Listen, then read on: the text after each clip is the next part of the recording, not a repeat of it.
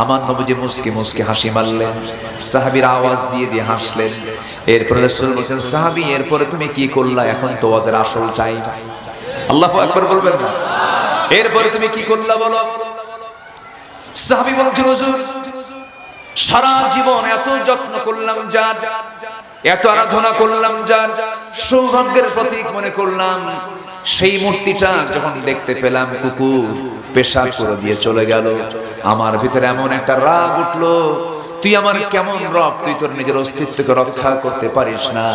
প্রচন্ড রাগ উঠলো, সমস্ত শক্তি প্রয়োগ করে দুই হাতে ওই মূর্তিটাকে এমন জোরে আছাড় মারলাম, টুকরো টুকরো হয়ে গেল।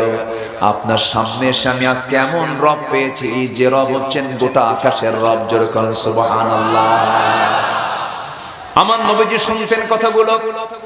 ওই সাহাবী নবীর সামনে আস্তে করে বসে গেলেন, বসে গিয়ে বলছেন, ইয়া রাসূলুল্লাহ, আমি তো দিন গ্রহণ করেছি, মনে হয় আমার ওই গুনাহটা মাফ হয় না। কি গুনাহ করেছে হুজুর? নিজের হাতে মেয়েকে খুন করেছে, কেমন করে মানলা বলো তো?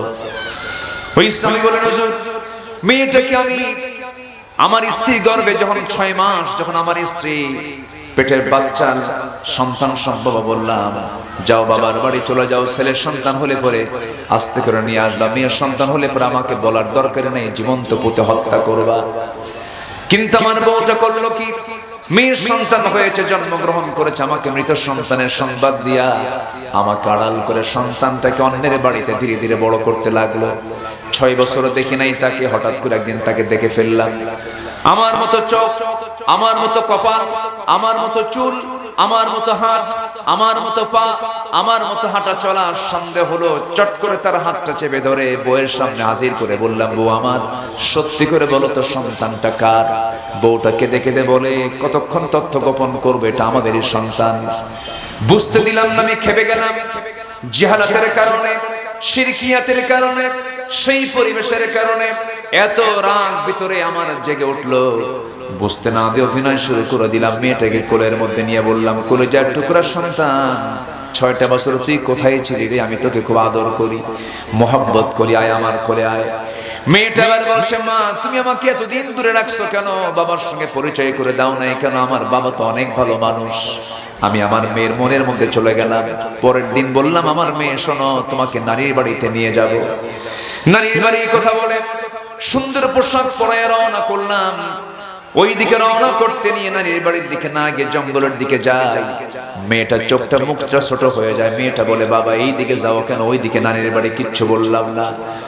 জঙ্গল পার হলাম, গর্ত খনন শুরু করে দিলাম। গর্ত খনন যখন শুরু করেছি, মেয়েটার মুখ আরো ছোট হয়ে গেল। মেয়েটা বলছে, বাবা গর্ত খনন কেন করো? কিচ্ছু জবাব দিলাম না। হুজুর কোদাল যখন মারি, কিছু মাটি এসে ছিটকে এসে আমার দাড়ির মধ্যে ঢুকে যায়, আর আমার মেয়েটা তার ছোট্ট ছোট্ট হাত দিয়া নখ দিয়া খিলাল করে করে সেই মাটিগুলো সরাইয়া দেয়। আমার নবীজি কথাগুলো শুনতেছিলেন আর বলতেছিলেন, এরপরে কি? ও সাহাবী বলো, হুজুর আমার শরীর থেকে ঘামগুলো ঝরতেছিল। আমার সে মেয়েটা গামছা দিয়া ঘামগুলো সুন্দর করে মুছে মুছে দাঁড়াবো, নারীর বাড়ি কখন যাবা? কিচ্ছু বললাম না। গর্ত খনন যখন শেষ হয়ে গেল, মেয়েটাকে এবার অভিনয় করে বললাম, মা দেখো তো গর্ত খননটা কেমন হয়েছে। আমার মেয়েটা আস্তে করে সরল মন নিয়ে মুসকে আজকে নাসি মেরে গর্তের কিনারে এসে যখন উঁকি মেরে দেখতে নিল, আমি পিছন দিকে চলে আসলাম।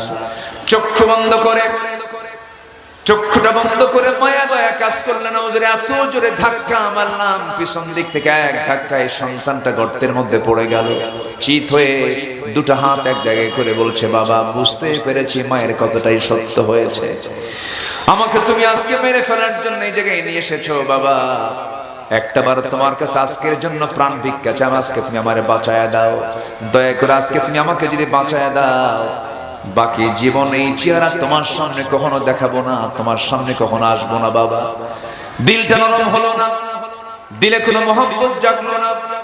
তৎকালীন সামাজিক কারণে, শিরকিয়াতের কারণে, জিহালাতের কারণে প্রচন্ড রাগ তৈরি হলো ভিতরে। হাতের মধ্যে পাথর নিলাম, ওই সন্তানটার বুক বরাবর এমন জোরে পাথরের আঘাত করলাম, ফিঙ্কি দিয়ে রক্ত পড়ে গেল। আমার চোখের সামনে বুক চাপা দিয়া, মাটি চাপা দিয়ে, পাথর চাপা দিয়ে জনমের মতো আমি তাকে নিজ হাতে খুন করে ফেললাম। নবীর সামনে এই কথাগুলো বলা মাত্র নবীজি কাঁদতেছিলেন। কাদা কাদা কণ্ঠে বলছেন, সাহাবী তুমি যে আমাকে প্রশ্ন করেছ আমার গুনাহ মাফ হবে কিনা, সাহাবী, যদি কোনো বান্দা নতুন করে দিন গ্রহণ করে তার আগের পরের সমস্ত গুনাহগুলো আল্লাহ রাব্বুল আলামিন তাও মাফ করে দেন। যেরকম সুবহানাল্লাহ। এই কথাটা বলার কারণ হলো সেই যুগের মানুষ এত সভ্য বর্বর থাকার পরও তারা ভালো হয়ে গেলেন, জগতের শ্রেষ্ঠ মানুষ তারা হলেন, শ্রেষ্ঠ সমাজ তারা গড়লেন কোনো কিছু দিয়া নয়। কি দিয়া? আসতে বলবেন না, কি দিয়া বলেন। এই জন্য কোরআনটা মানার দরকার আছে না নাই? এক জায়গায় না সব জায়গায়, এক জায়গায় না সব জায়গায়। এই জন্য আমাদের জীবনটাকে সুন্দর করে সাজাবো আমরা। আমাদের চরিত্র যদি সুন্দর হয়ে যায়, ঈমান যদি মজবুত হয়ে যায়, আল্লাহ নিজেই বলছেন তোর হাতে আমি খেলাফতি দিয়ে দেব। যখন সুবহানাল্লাহ। কার কথা এটা? কার কথা?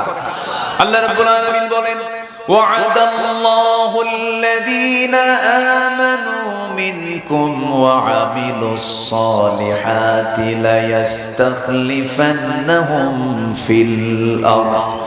আল্লাহ ওয়াদা করছেন তোমরা যদি ঈমান আনতে পারো, আমলে সালেহ যদি করতে পারো, আল্লাহ তাআলা নিজে তোমাদের হাতে খেলাফতি দিয়ে দিবেন। যখন সুবহানাল্লাহ।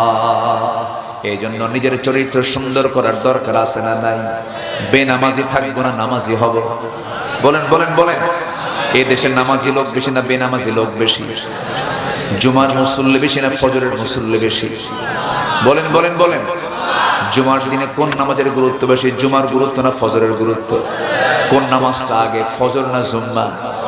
ফজর নামাজ। ফজরের মুসল্লি 4 জন, জুমার মুসল্লি 1000 জন। আছে না নাই? আছে। জুমার মুসল্লি 1000 জন আর ফজরের মুসল্লি মাত্র 4 জন। এই 4 জন বুড়া মানুষ যখন মসজিদে যায়, যখন প্রশ্ন করা হয় বুড়া চাচা গ্রামে এত লোক থাকতে আপনার 4 জন বুড়া মানুষ কেন মসজিদে আসেন? বাবা বুড়ি মরে গেছে। কি বুড়ি মরে গেছে? কি করে? বুড়ি তো নাই। বুড়ি থাকলে তো থাকতাম, বুড়ি নাই দিকে চলে আসছে মসজিদে। মসজিদ পাকা দরকার না ঈমান পাকা দরকার? আজকের সমাজে কি চলতেছে? মসজিদ পাকা চলতেছে।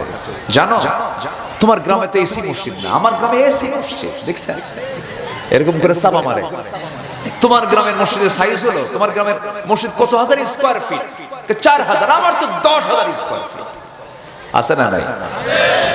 মসজিদ নিয়ে বড়াই করো না, ঈমান নিয়ে কথা বলো। আমার ঈমান কতটুকু, ঈমানের কম্পিটিশন করো। তোমার তাহাজ্জুদ কাজা হয় কিনা? না, আমারও তাহাজ্জুদ কাজা হয় না। এরকম করে কথা বলো।